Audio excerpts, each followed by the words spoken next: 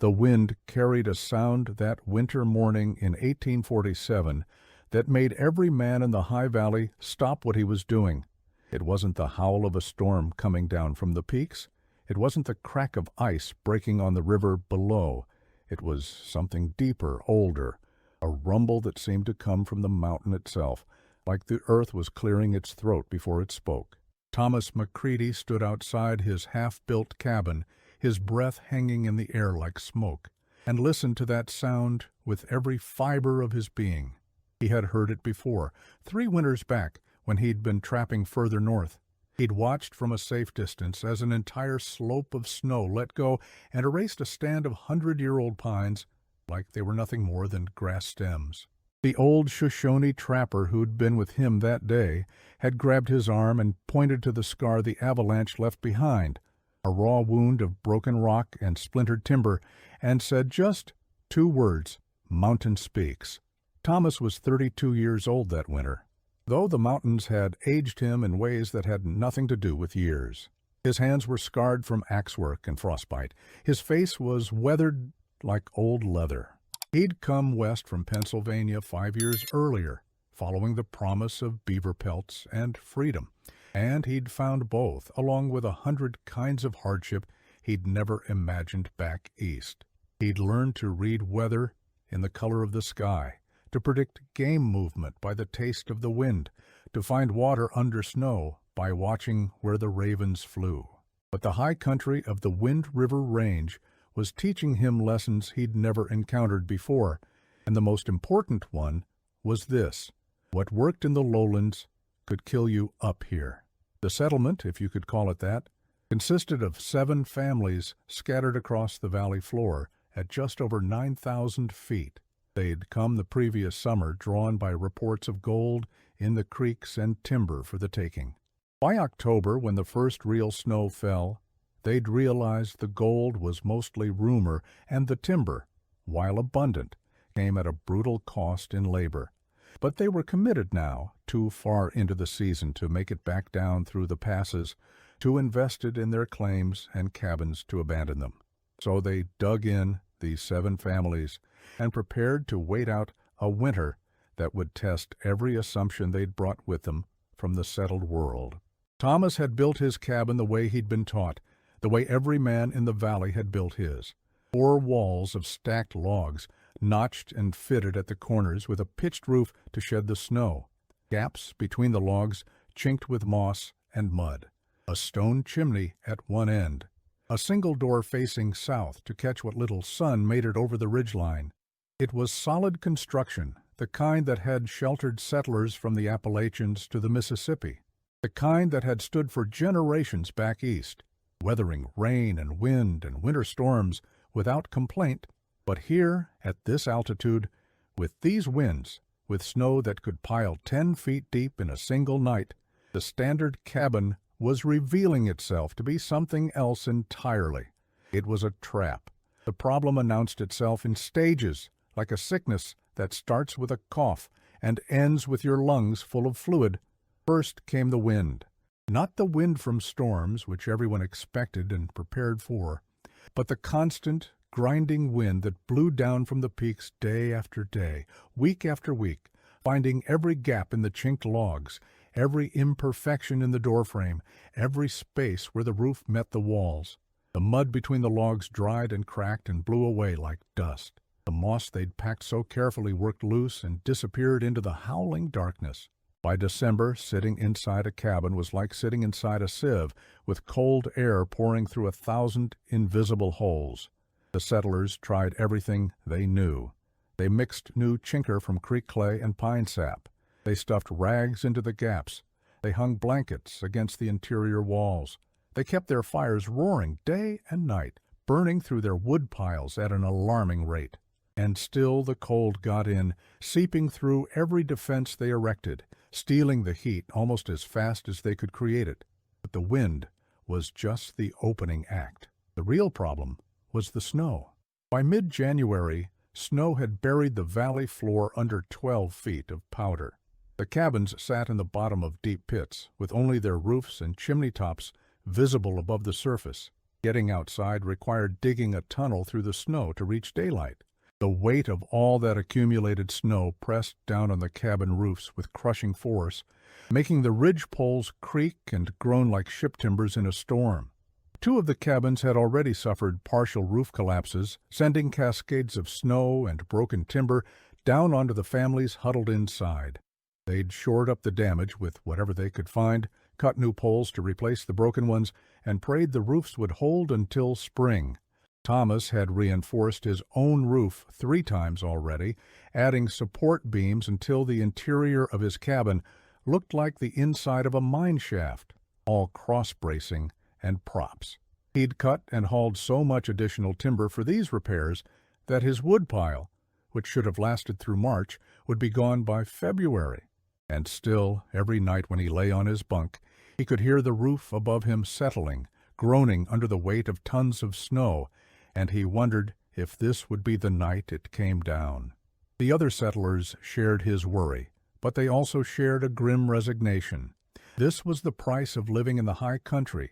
You built strong, and you hoped for the best, and if your roof caved in, well, you dug yourself out and built it stronger. It was the same logic that had carried their ancestors across an ocean and through a wilderness. You adapted, you persevered, you survived. There wasn't any other choice. But Thomas was beginning to suspect there was another way to think about the problem entirely. It started with a conversation he'd had back in autumn with a French-Canadian trapper named Baptiste Leclerc. Baptiste had wintered in these mountains for 20 years, and he'd seen things that would have killed most men. Thomas had asked him how he survived up here, what his secret was, and Baptiste had laughed and said the secret was simple: don't fight the mountain. Thomas had pressed him for details, but the old trapper had just shrugged and said you had to watch and learn, that the mountain would teach you if you paid attention. At the time, Thomas had thought it was just the kind of mystical nonsense old trappers liked to dispense, half wisdom and half whiskey talk. But now, with his cabin groaning under the snow and the wind stealing every bit of warmth he could generate, he found himself thinking about those words. Don't fight the mountain. What did that mean? How do you not fight against wind that wants to freeze you? Against snow that wants to crush you? Against cold that seeps into your bones and steals your strength? He started watching, really watching, not just surviving day to day, but observing how the mountain itself dealt with winter. He noticed that the massive boulders scattered across the valley floor never accumulated deep snow.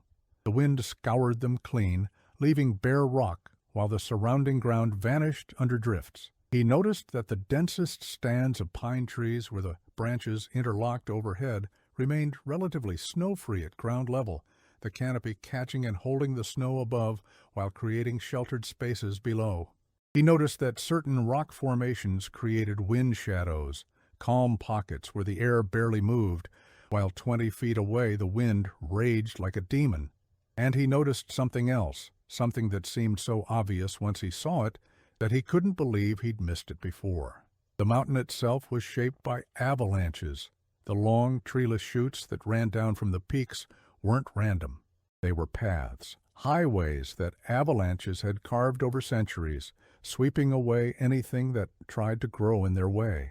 And the ridgelines, the spines of rock that jutted out from the main peaks, those were the safe places. The avalanches flowed around them like water around stones in a stream.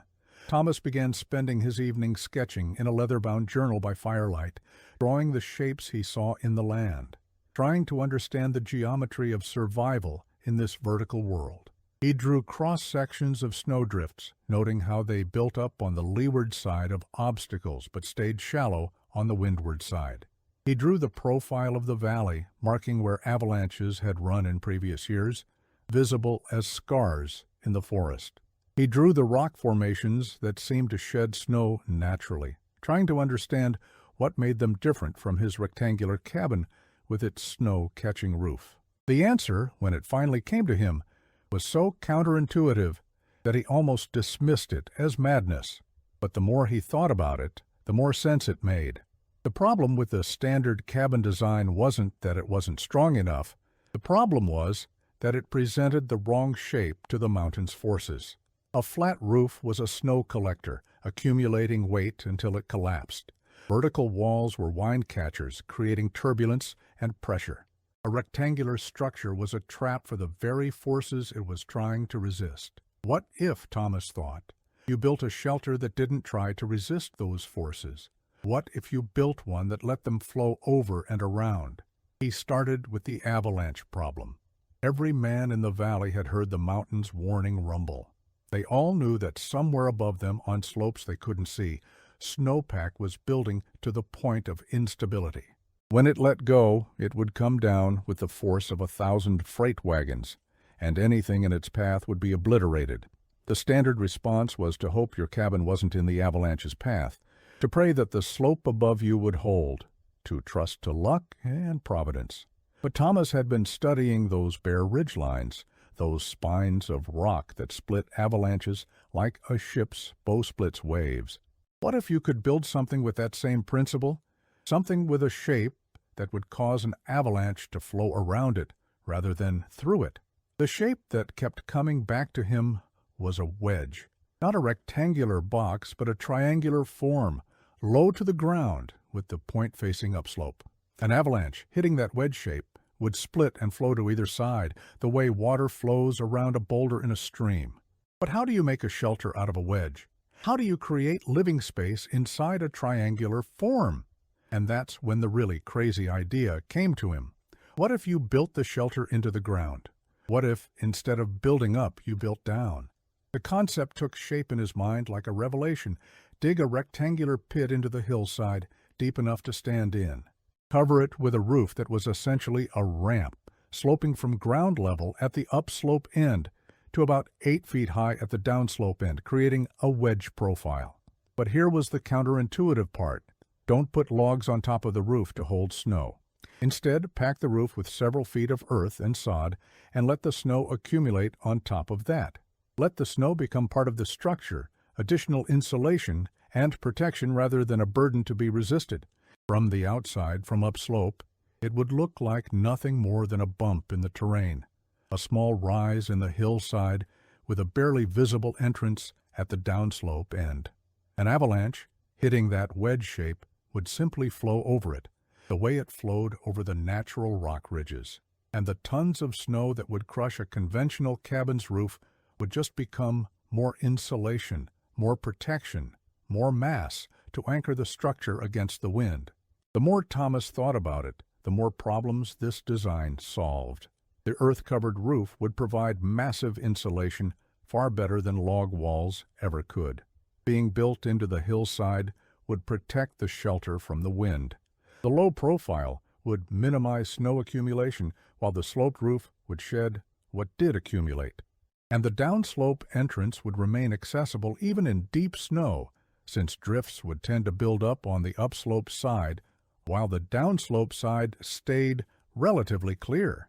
It was, he realized, essentially the same principle that beavers used for their lodges. They built underwater, using the water itself as insulation and protection, with an entrance below the waterline that stayed accessible even when the surface froze. Thomas would build underground, using the earth itself as insulation and protection, with an entrance at ground level that would stay accessible even in deep snow. But would it work? The idea was so different from standard cabin construction that he had no precedent to guide him. He'd be gambling his life on an untested theory, and if he was wrong, if the roof collapsed or the walls caved in or some factor he hadn't considered came into play, he'd be buried alive in his own experimental grave. He shared his idea with exactly 2 people. The first was Baptiste Leclerc, the old French-Canadian trapper. Baptiste had looked at Thomas's sketches for a long time, squinting in the firelight, then nodded slowly and said something that surprised Thomas. The Shoshone sometimes built winter shelters this way, dug into south-facing slopes, covered with earth and brush. Small, crude, temporary, but effective. They understood what Thomas was discovering, that sometimes the best way to survive the mountain's power was to hide from it, to become part of the landscape rather than stand up against it. The second person he told was Sarah Hammond. the school teacher who'd come west with her brother's family. Sarah was 24, sharp-minded, and one of the few people in the settlement who seemed interested in ideas rather than just survival. She'd read books on natural philosophy and could discuss Newtonian mechanics with an understanding that impressed Thomas. When he explained his shelter design to her, she immediately grasped the principle of deflection versus resistance, and she added a suggestion that made the design even better. Instead of a single entrance, create two, one at each end of the rectangular pit, so that if one became blocked by snow or debris, you'd have an escape route. But when Thomas mentioned his idea to any of the other settlers, the reaction was uniform, polite skepticism at best, open ridicule at worst. "Dig yourself a hole in the ground," said Jacob Hammond, Sarah's brother, shaking his head. "That's a grave, not a shelter. You might as well start carving your own headstone." "What happens when the spring melt comes?" asked Daniel Wright, one of the other settlers. "You'll drown in your own shelter. A proper cabin drains. A hole in the ground fills up like a well. And the walls will cave in," added another settler. "Earth walls don't have the strength of logs. You'll wake up one night with 1,000 pounds of dirt in your lap." Even the few who didn't outright mock the idea treated it as a curiosity, an interesting thought experiment, but nothing you'd actually stake your life on. They'd built cabins the way cabins had always been built, and if those cabins had problems, well, you fixed the problems within the framework of what you knew worked. You didn't abandon proven methods for wild theories. Thomas understood their skepticism. In their position, he might have felt the same way. The rectangular cabin was a known quantity, refined over generations. His upside-down shelter was a gamble based on observation and theory. There was no guarantee it would work, and plenty of ways it could fail catastrophically. But there was something the other settlers didn't know, something Thomas had confirmed through careful observation and measurement. The cabin he was living in now was doomed. Not might fail, not could fail, but would fail. He'd calculated the weight of the snow already on his roof, extrapolated the rate of accumulation, and done the mathematics. By his estimation, his cabin had perhaps 3 more weeks before the structural supports gave way. He could add more bracing, burn more wood, hope for a warm spell to melt some of the load, or he could take a chance on something completely different. He made his decision on a morning in late January when he'd spent 2 hours digging out from a fresh snowfall, only to have his chimney clog with ice and fill his cabin with smoke. He gathered his tools, strapped on his snowshoes, and trudged upslope to the site he'd already selected, a south-facing slope about 200 feet above the valley floor, well above the flood zone, but below the obvious avalanche paths. The ground here was relatively level, and a rock outcropping provided additional protection on the eastern side. He started digging. The work was brutal. The ground was frozen solid to a depth of 8 inches, requiring him to build fires to thaw each section before he could excavate. Below the frost line, the soil was a mixture of clay and gravel, dense and heavy, requiring every ounce of his strength to move. He worked alone, knowing that none of the other settlers would help with what they considered a fool's errand. It took him 4 days to dig a pit 12 feet long, 8 feet wide, and 6 feet deep. His hands bled. His back screamed. His breath came in ragged gasps in the thin air, but he kept digging. Once the pit was complete, he began the roof construction. This was the critical part, the element that would make or break the entire design. He cut and placed support logs across the width of the pit, creating a series of parallel beams spaced 2 feet apart. On top of these, he laid smaller logs perpendicular, creating a lattice. On top of the lattice, he placed a layer of bark and animal hides to create a water barrier. And on top of all that, he began piling earth. This was where his design diverged most radically from conventional construction. A normal cabin roof was designed to be as light as possible while still being strong enough to support snow loads. Thomas's roof was designed to be heavy. He wanted mass up there, tons of it, enough to create serious insulation and enough to stay in place even if an avalanche swept over it. He excavated dirt from the upslope side of the pit, creating a ramp, and used that dirt to build up the roof. When he was done, the roof sloped from ground level at the uphill end to about 7 feet above the pit floor at the downhill end, and it was covered with 3 feet of earth packed solid and topped with sod. From the outside, it looked exactly like what the settlers said it looked like: a grave, a long, low mound of earth, barely distinguishable from the natural terrain. The only indication that it was a human structure was the entrance at the downslope end, a small opening framed with logs, just big enough for a man to enter on hands and knees. Thomas spent another 2 days completing the interior. He built a small fire pit in the center of the floor with a stone-lined chimney that ran up through the roof at an angle, so smoke would exit on the downslope side rather than the upslope side, where snow might block it. He constructed a raised sleeping platform along one wall to keep him off the cold floor. He installed the second entrance at the upslope end, just as Sarah had suggested, though this one he kept covered with a removable panel. He chinked the log walls of the pit with clay to prevent earth from falling through, and he built a proper door for the main entrance, a thick plank with leather hinges that could be barred from the inside. When he was finished, he stood outside his creation and tried to see it objectively. It looked ridiculous. It looked like nothing anyone had ever called a shelter. It looked like a mound of dirt with a hole in it. But when he crawled inside, lit a small fire in the fire pit, and closed the door behind him, he felt something he hadn't felt in weeks: warmth, real warmth, the kind that went all the way through. The thick earth roof and walls held the heat like a blanket, and the low ceiling created a small space that warmed quickly. The draft from his chimney was perfect, drawing smoke up and out without creating cold drafts. And when he put his hand against the earthen walls, they were cool but not cold, insulated by their own mass from the killing cold outside. He moved in that night, bringing his few possessions and his remaining supplies. He left his old cabin standing, partly because it would take too much effort to dismantle it in the snow, and partly because he wanted to see what would happen to it. He told the other settlers what he'd done, and to a man they thought he'd lost his mind. "You're going to suffocate in there," Jacob Hammond told him bluntly. "That's not a shelter, it's a tomb." "The roof will collapse within a week," predicted Daniel Wright. "Earth and logs don't have the strength to carry that kind of weight. When the big avalanche comes, you'll be buried so deep we won't find your body until summer," said another. Even Sarah, who'd encouraged the idea, looked worried when she saw the finished structure. "Thomas, are you certain about this?" she asked. "It's not too late to move back into your cabin."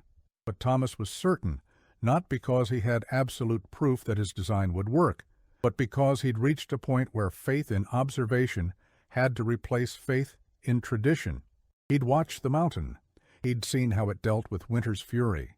He'd designed his shelter according to those principles. Now he would find out if he'd understood the lessons correctly. The first test came 3 days later. A storm rolled in from the northwest, the kind of storm that the old trappers called a mountain killer. Wind speeds that exceeded 60 miles per hour, snow that fell so thick you couldn't see your hand in front of your face, temperatures that dropped to 30 below zero, the kind of storm that made you question whether humans had any business being in these mountains at all. Thomas wrote it out in his underground shelter, and it was like being in a different world from the one raging outside. He could hear the wind screaming over the surface, a constant roar like a waterfall. He could feel occasional vibrations through the walls as particularly violent gusts hit the hillside. But inside, the temperature stayed comfortable, hovering around 45 degrees, even though his fire had burned down to coals. The thick earth roof and walls simply absorbed the cold from outside, while the earth below radiated the ground's residual heat. A small space of the shelter, perhaps 60 square feet total, stayed warm from his body heat alone. Meanwhile, down in the valley, the settlers were fighting for their lives. The wind found every gap in their chinked walls and exploited it mercilessly. The snow piled up on their roofs at a rate of 6 inches per hour, adding tons of weight, while the wind tried to tear the roofs off from above. They fed their fires constantly, burning through precious wood at an unsustainable rate, and still the cold crept in. They could feel their cabins groaning, shifting, the logs settling under impossible loads. When the storm finally broke 3 days later, Thomas emerged from his shelter to find a landscape transformed. The snow had risen another 5 feet, burying everything. Only the very tops of the cabin roofs were visible, and one of those roofs had collapsed entirely. The family that had been inside, the Prescotts with their 3 children, had barely escaped with their lives, tunneling out through a wall after the roof came down. They'd taken shelter with the Hammonds, 8 people now crammed into a space meant for 4, burning through the Hammonds' wood supply at an alarming rate. Thomas's old cabin, the one he'd abandoned, had suffered severe damage. The door had been torn off by the wind, snow had filled the interior, and when it melted from the residual heat of the fireplace, it had refrozen into a solid block of ice. The cabin was now essentially a hollow ice sculpture, unusable, a monument to the failure of conventional design. But Thomas's underground shelter sat undisturbed, its low profile untouched by the wind, its earth-covered roof actually strengthened by the additional snow on top, which now provided even more insulation. The entrance remained accessible because, just as Thomas had predicted, the snow had drifted upslope of the structure while the downslope side stayed relatively clear. He'd been able to walk out his door without digging, the settlers noticed. They noticed that Thomas looked rested and warm, while they looked haggard and exhausted. They noticed that his shelter had weathered the storm without any damage, while their cabins were literally falling apart. They noticed that he hadn't burned through massive amounts of wood, that he seemed to have plenty of supplies remaining. And though no one said it out loud yet, they began to reconsider their earlier mockery. February brought more storms, each one hammering the valley with fresh snow and wind. The settlers found themselves in a grim survival mode, burning their furniture when their wood piles ran out, rationing food as supplies dwindled, sleeping in shifts to keep their fires going. 2 more cabins suffered partial roof collapses. The remaining structures were so packed with support beams and bracing that there was barely room to move inside. And then came the first real avalanche. Thomas heard it before he saw it, that deep rumble he'd learned to recognize, but this time it was closer, louder, more immediate. He crawled out of his shelter and looked upslope just in time to see a massive slab of snow let go from a cornice near the peak, about 2,000 feet above him. It started almost in slow motion, a smooth sheet of white detaching from the mountainside, but within seconds it accelerated into a roaring juggernaut, picking up speed and mass as it descended, tearing trees out by the roots, carrying boulders like pebbles, creating a blast wave of displaced air that arrived seconds before the snow itself. Thomas had just enough time to dive back into his shelter and brace himself against the far wall before the avalanche hit. The sound was indescribable, like the end of the world compressed into 30 seconds. The entire shelter shook.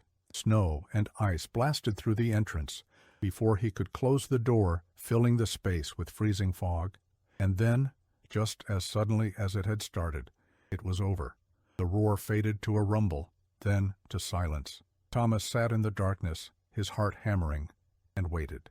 He waited for the ceiling to collapse, for the walls to cave in, for the tons of snow he knew must be piled on top of his shelter to crush it like an eggshell. But nothing happened. The shelter held, the roof held, the walls held. When he finally lit a candle and assessed the situation, he found that the avalanche had deposited perhaps 10 feet of snow over his shelter, adding to the already substantial snowpack. His upslope entrance was completely buried, inaccessible.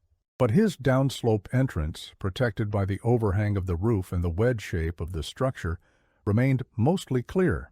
He was able to dig out in less than an hour. When he emerged and looked around, he understood how close to disaster the entire settlement had come. The avalanche had run down a chute about 300 yards west of the valley floor, where most of the cabins sat. If it had come down just a few degrees more to the east, it would have obliterated the entire settlement. As it was, the blast wave from the avalanche had flattened one cabin and torn the roof off another. The families had survived only because they'd been in the central cabins, protected by their neighbors' structures. But the message was clear. More avalanches would come. It was only a matter of time before one ran directly down the valley, and when it did, every surface structure would be swept away. The settlers understood this now. They'd heard the mountain speak, and they'd felt its power, and they knew that their conventional cabins offered no protection against this threat. That night, by firelight in Thomas's shelter, 7 families made a decision. They would abandon their cabins. They would spend the remaining weeks of winter digging new shelters according to Thomas's design. They would go underground, literally and figuratively, embracing a way of building that went against everything they'd been taught, but that followed the logic of the mountain itself. Thomas shared everything he'd learned: the importance of drainage so spring melt wouldn't flood the shelter, the necessity of proper ventilation so smoke could escape and fresh air could enter, the critical angle of the roof, steep enough to shed accumulating snow, but not so steep that it wouldn't hold earth, the value of mass in the roof and walls, not fighting against the weight of snow, but using that weight as additional insulation and protection. The wisdom of multiple entrances, providing both escape routes and airflow. The work was brutal, far harder than building conventional cabins had been. It required digging in frozen ground, moving tons of earth, constructing roofs that were as much earthworks as carpentry. But the settlers threw themselves into it with desperate energy, understanding that their lives depended on getting it right. By early March, 6 new underground shelters dotted the hillside above the valley floor, each one built to Thomas's specifications, each one a low, earth-covered mound that blended into the landscape. The Prescott family moved into theirs on a day when the thermometer read 15 below zero, and Mrs. Prescott cried when she felt actual warmth for the first time in months. The Hammond family made the transition 2 days later, and Jacob Hammond, who'd been Thomas's harshest critic, shook his hand and said simply, "You were right." The settlers learned to live underground. It required adjustments, both practical and psychological. The low ceilings felt claustrophobic at first, until you realized that the close quarters held heat better. The darkness took getting used to, until you appreciated how the thick walls muffled wind sounds that had been driving you mad in the cabins. The earthen walls seemed crude until you touched them and felt how they stayed a constant, moderate temperature, while outside the mercury plunged and soared. And then came the big avalanche, the one that every man in the valley had been dreading, the one that Baptiste Leclerc had been predicting would come before spring. It broke loose on a warm afternoon in late March, triggered by meltwater infiltrating the snowpack. The entire west face of the mountain seemed to let go at once, a wall of snow a quarter-mile wide and 50 feet deep, accelerating to over 100 miles per hour as it funneled down the main chute. Thomas was outside when it started, checking his snares, and he had perhaps 20 seconds to get to cover. He sprinted for his shelter, dove through the entrance, and pulled the door shut just as the avalanche hit. This time the roar lasted not 30 seconds, but nearly 2 minutes, a sustained thunder that seemed like it would never end. The shelter shook so violently that objects fell from the shelves. Snow forced its way through gaps around the door, through the chimney, through cracks Thomas didn't even know existed. The air pressure inside the shelter changed, making his ears pop. And through it all, the shelter held. When it was over, when the thunder faded and the shaking stopped, Thomas lit a candle with trembling hands and looked around. The interior was coated with a fine snow dust, but there was no structural damage. The roof hadn't collapsed. The walls hadn't caved in. The mass of earth and snow that he'd deliberately built into his design had worked exactly as he'd theorized, anchoring the structure against forces that would have obliterated a conventional building. Outside, the landscape had been completely rewritten. The avalanche had swept down the main chute and spread across the valley floor like a tidal wave, burying everything under 30 feet of snow and debris. The old cabins, already damaged and abandoned, were gone, erased as completely as if they'd never existed. Trees that had stood for a century were snapped off at ground level or torn out entirely. Boulders the size of wagons had been moved hundreds of yards from their original positions. But the underground shelters survived, all 7 of them. Buried under fresh snow, yes, requiring some digging to reach the entrances, but structurally intact, their occupants safe. The wedge-shaped design had worked exactly as Thomas had predicted, splitting the avalanche's flow, causing it to pass over and around the structures rather than through them. What the settlers had once mocked as graves had proven to be the only reliable protection against the mountain's ultimate power. The rescue and recovery efforts took days. The settlers dug each other out, checked on each other's families, shared food and firewood. They also began discussing something that would have seemed unthinkable 3 months earlier: staying. Actually staying in this valley permanently, building permanent underground homes, creating a settlement that worked with the mountain's forces rather than against them. Sarah Hammond was the one who articulated what everyone was thinking. "We tried to bring our old world to this new place," she said, gathered with Thomas and several others around a fire outside one of the shelters. "We tried to build what we knew, what had always worked before, and the mountain showed us that what worked back east doesn't work here." But Thomas showed us something else. He showed us that if you watch and listen, if you pay attention to how the mountain itself survives winter, you can find solutions that seem crazy until you understand the why behind them. Jacob Hammond nodded slowly. Back home, a man who suggested living underground would be considered touched in the head. Here, it's the only thing that makes sense. The question is, what else are we doing wrong? What other assumptions did we bring that don't apply in this place? And that became the real lesson, the one that went deeper than architecture or avalanche protection.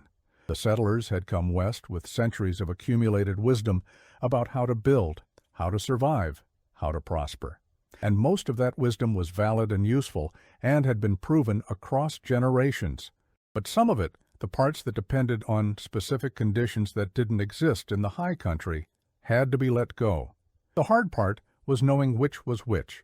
The hard part was having the courage to question everything, to observe rather than assume, to be willing to look foolish while you tested ideas that contradicted conventional wisdom. Thomas's upside-down shelter had been laughable, until it was the only thing that survived. The principle behind it, the idea of working with natural forces rather than against them, was ancient wisdom that cultures around the world had discovered independently. The Inuit built ice houses that used snow as insulation. The Anasazi carved cliff dwellings into south-facing rock faces. The Plains tribes built earth lodges partially underground. But European-American settlers, coming from a wetter, warmer, less extreme environment, had developed building traditions that emphasized resistance over accommodation, strength over cleverness, domination over adaptation.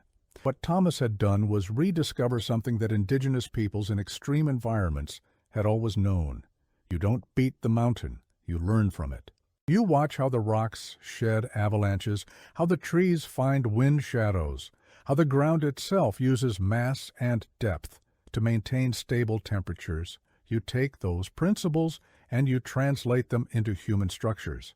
You don't build up reaching for the sky like you're trying to prove something. You build down into the earth, accepting protection rather than demanding dominance. The mathematical principles were straightforward once you understood them. A square cross-section presents maximum wind resistance. A wedge cross-section deflects wind. A vertical roof collects snow weight until it collapses. A sloped earth roof distributes that weight across massive support and uses the snow itself as additional insulation. Thin walls require constant heating to overcome heat loss. Thick earthen walls store heat and release it slowly, creating thermal mass that moderates temperature swings. It wasn't magic or mysticism.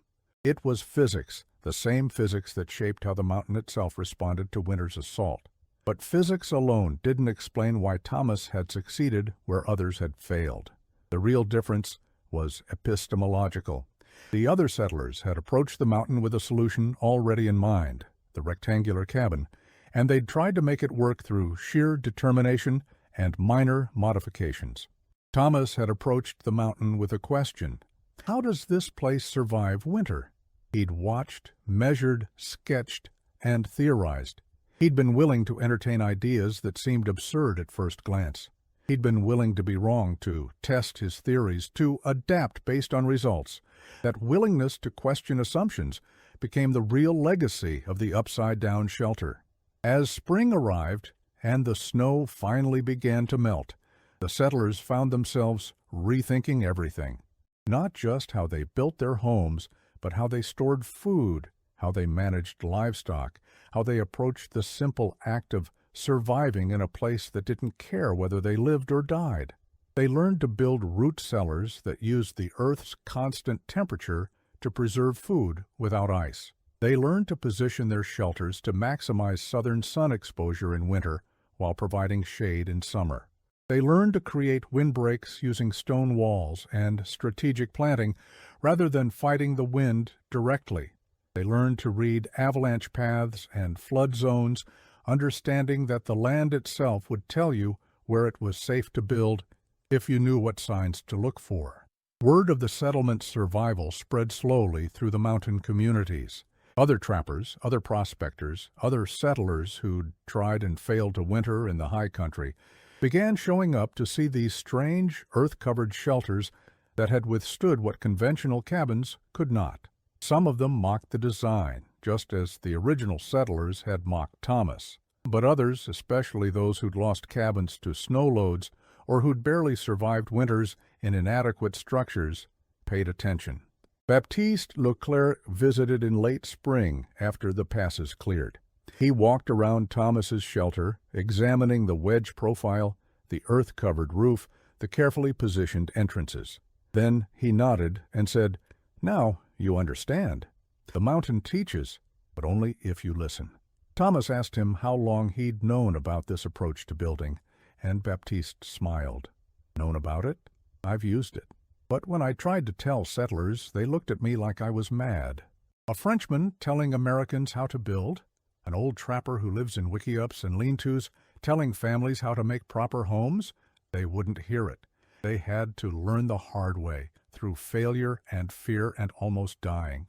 Sometimes the only teacher people will accept is disaster. That was true, Thomas reflected. If he'd tried to convince the other settlers to build underground shelters before their cabins had started failing, before they'd experienced the terror of roofs collapsing and walls letting in killing cold, they never would have listened. They had to exhaust their faith in conventional methods before they could embrace unconventional solutions. The avalanche had been the final lesson, the undeniable proof that their old assumptions could kill them, that survival in this place required a different kind of thinking. By the time summer arrived, the valley had transformed from a struggling settlement of exhausted survivors into a functioning community that understood its environment. The 7 families who'd made it through that brutal winter had earned their place in the high country, not through conquest, but through adaptation. They'd learned the mountain's language, understood its rules, accepted its terms. And in doing so, they'd discovered something that would define mountain living for generations to come. The wisdom of building small, building low, building into the earth, rather than on top of it. Thomas's design spread through the mountains over the following years, evolving and adapting as other builders added their own observations and innovations. Some added windows at the downslope end to let in light, though they had to be small and well insulated. Some experimented with different entrance designs, improving on Thomas's basic concept. Some discovered that you could create quite comfortable living spaces underground by building multiple connected chambers, each one serving a different function. But the core principle remained constant. Work with the mountain's forces, not against them. Use mass for insulation and protection. Build low to avoid wind and avalanches. Accept the earth as an ally rather than treating it as an enemy to be conquered. These lessons, learned through observation and tested through survival, became the foundation of a building tradition that made permanent settlement possible in places where conventional architecture would have failed. The settlement itself prospered, eventually growing into a small but stable community. The gold rush passed it by, but timber harvesting, trapping, and eventually tourism provided sustainable livelihoods. The underground shelters that had saved the first settlers' lives evolved into permanent homes, some of them still occupied generations later, their earth-covered roofs growing grass and wildflowers, their interiors snug and warm while blizzards raged outside. Sarah Hammond, who'd encouraged Thomas's experimentation and contributed key improvements to his design, became something of a philosopher of mountain architecture. She wrote letters to friends back east, describing the counterintuitive logic of underground building, the way that solutions in the mountains often required thinking backwards from conventional wisdom. Some of those letters were published in Eastern newspapers, where they were read by other pioneers heading west, planting seeds of different thinking in minds that would face similar challenges in their own settlements. But perhaps the most important lesson wasn't about building techniques at all. It was about the nature of wisdom itself. Thomas had discovered that knowledge from the past was valuable but not infallible, that traditional methods were refined but not universal, that expertise in one environment didn't automatically transfer to another. He'd learned to balance respect for inherited wisdom with willingness to question it, to honor the knowledge of those who came before, while remaining open to new insights based on new conditions.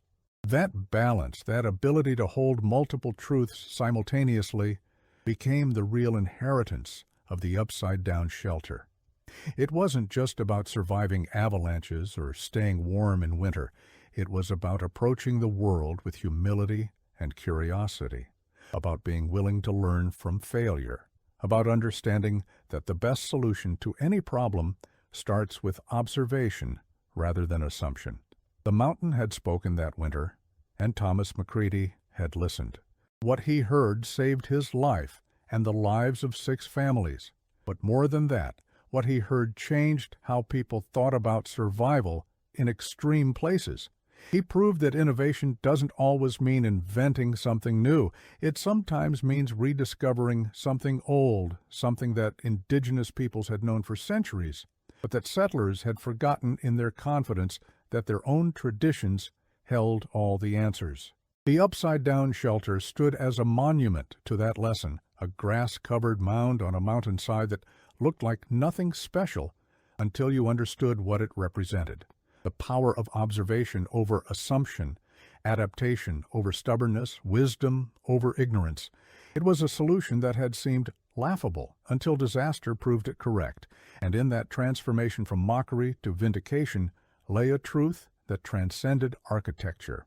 The mountain teaches, but only if you listen. And sometimes the hardest part of listening is letting go of what you think you already know, accepting that in a new place with new challenges, the old answers might not apply. Thomas had learned to let go, to watch, to question, to build something that defied conventional wisdom, because conventional wisdom had failed. And in doing so, he discovered that the real frontier wasn't geographic, it was mental. The willingness to see familiar problems from unfamiliar angles, to accept that survival sometimes requires becoming something different from what you were. That winter in the Wind River Range had tested 7 families almost to destruction, but it had also taught them something that made them stronger than they'd been before. That knowledge isn't what you bring with you, it's what you learn when you get there. That wisdom isn't rigid adherence to tradition, it's knowing when to honor the past and when to learn from the present. That survival ultimately isn't about being strong enough to resist the world. It's about being flexible enough to adapt to it. The settlers who'd laughed at Thomas's upside-down shelter had learned that lesson the hardest way possible, by nearly dying in structures they'd thought were sound. But they'd learned it, and that learning had made all the difference. They'd survived not just a winter, but a transformation, emerging from their underground shelters in spring as different people, than they'd been when they'd entered them in fall. They'd come west as settlers, bringing their eastern ways to a new land. They emerged as mountaineers carrying knowledge hard-won from stone and snow and survival, and somewhere in the lessons of that winter, in the transition from mockery to respect, from assumption to observation, from resistance to adaptation, lay truths that extended far beyond mountain building, truths about how humans learn, how wisdom evolves, how progress happens not through blind adherence to tradition, but through the courage to question it when circumstances demand. The upside-down shelter had saved lives by surviving the avalanche, but its deeper contribution was showing that survival itself requires a kind of inversion, a willingness to turn your thinking upside down when old models fail. That's the wisdom that was passed down through generations, refined and adapted, but never lost. That's the legacy that outlasted the shelters themselves, the understanding that in facing the unknown, your greatest asset isn't what you already know. It's your willingness to learn what you don't.